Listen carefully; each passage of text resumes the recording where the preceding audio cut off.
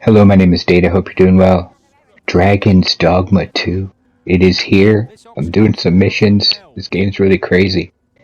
This is the ox cart mission. Still very early in the game. It'll give you an idea of what the ox cart mission is like.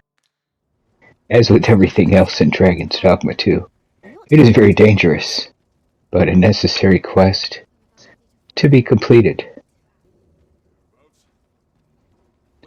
The guy's gonna set up the ride. It's gonna be time to go.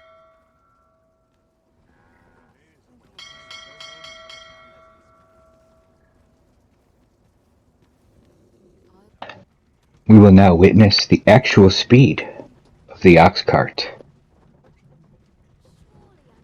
as we slowly, and I do mean slowly, ramble out of town. This is the game's version of fast travel. Safe fast travel, mind you, from one part of the map to the other. And as they say, it's a lot safer to travel during the daylight because there's a lot less monsters out there. But I don't believe it. I'm going to turn this up to 8 times speed so we can get this ox cart moving out of town. I imagine going from one place to another might be a real-time 2-hour trip. This thing is definitely in no hurry.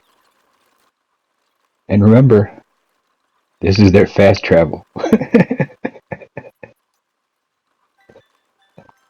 This game does not really hold your hand at all. It kind of drops you in the world and says, hey, good luck. Have a great adventure. See what you can find out there. There's all kinds of stuff hidden, and everything seems to be very, very random.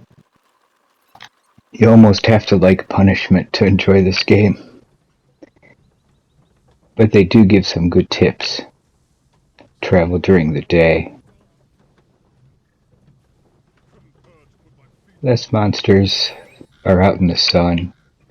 Stay close to the ox cart. Fewer monsters are to be found on the main road, though carts travel only by the sun's light.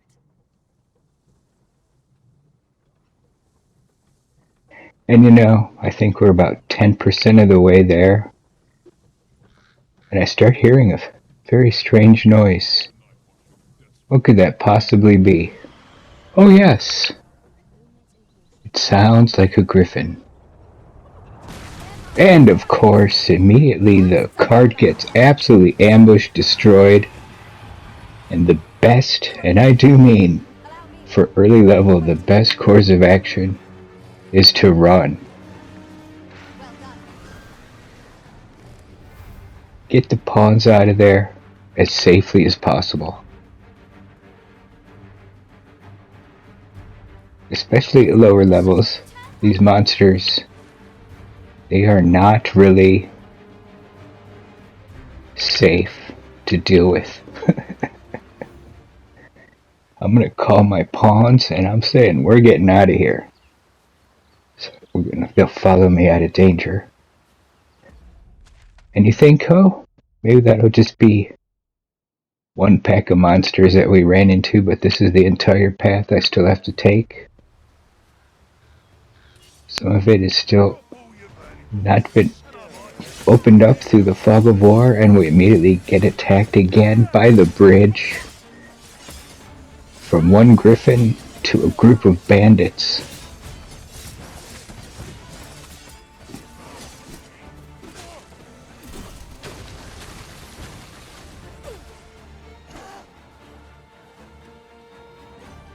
The road is pretty dangerous. But we're out here now. Worst thing that can happen is we'll restart from the save at the end. Best thing that could happen is we actually make it there. Might take a few attempts, but I think it's doable. I think I saw some more goblins up ahead. Let's turn around here and regroup. What's going on? Goblins and monsters all the way up the road. You can hire other players' pawns, and if they're about the same level, they're free. And they give a lot of good advice throughout the adventure. They can lead you to different places if the other player has finished that quest already. And again, all I wanted to do was check out the campfire. and I got attacked by another pack of wolves. Look at those virile creatures. Wolves always attack in packs. That is one of the lessons learned. You're never going to find one individual wolf. Oh no, they're going to come at you in numbers. Look at that magic show taking that other wolf down. Alright, I think we're going to be in good shape. And always remember to gather those resources everywhere you go. Another epic victory. It's always good to have a mage or sorcerer in the group to throw down some powerful magic. And we're going to go another 10 to 20 yards up the road, only to encounter more monsters, and it looks like there's an ogre at the top of the hill.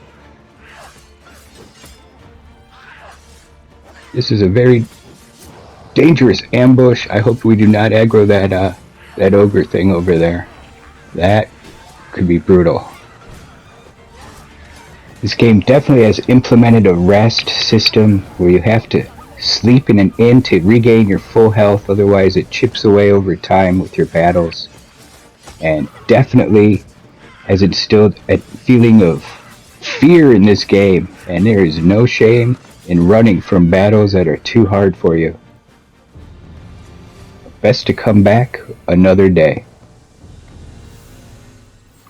The plan is to run. Let's make it up the road as far as we can, if possible.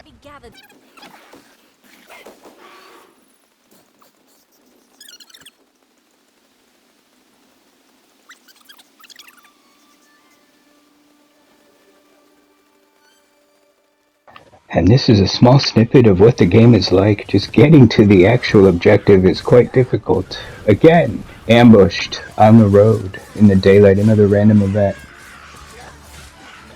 For fans of the original Dragon Dogma and Dark Arisen, you should feel right at home in this game. A lot of the mechanics are the same.